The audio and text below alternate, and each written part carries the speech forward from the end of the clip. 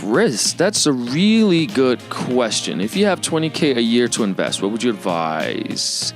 All right, $20K a year. Just think about this. Over the last 140 years, the stock market as a whole has gone up by between 9 and 10% every single year.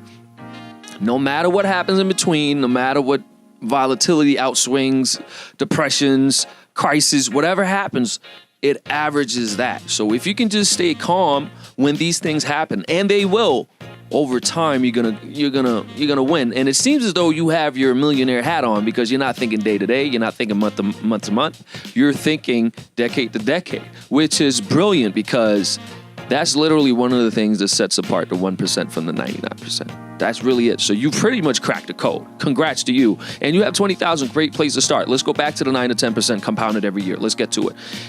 Did you know that all it takes for you to double your money is a 15% return over a 5-year period?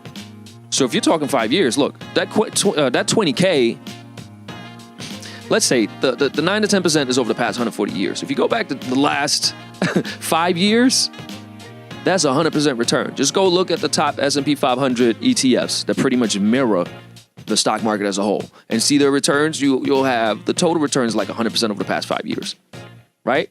So let's say let's reasonably assume that they will do something similar for the next 5. And with inflation, I personally believe that they will. That 20K, just put it to work. 5 years, you got 40, maybe more, 50.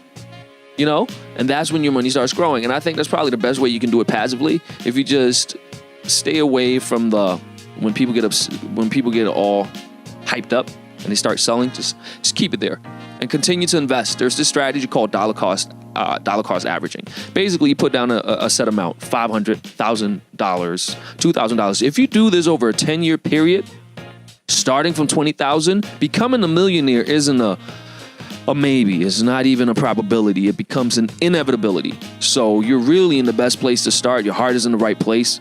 Plow down that $20,000 because if you have it sitting in cash, it's going to erode in value. There's so much more money being pumped into the economy that $20,000 is not going to. Let's imagine you could buy let's say with $20,000, you can buy 20,000 of these. In a couple of years, you'll only be able to buy 15,000 of those, right? Does that make sense? So put it to work. Continue to invest, and by the time and before you know it, you'll have $1 million. So go for it, Chris.